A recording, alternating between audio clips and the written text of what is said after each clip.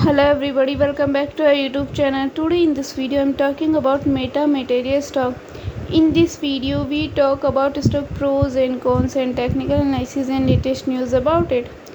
Stock is trading at 0.19 US dollar with 0.97% positive in a day. We can easily see stock was volatile for a day. The volume of stock was recently at all-time high. So the fundamental stock is much better for today. Before buying and selling the stock, please consult your financial advisor. Today's video is done. Thanks for watching. Please subscribe my YouTube channel and like the video and also comment or related queries.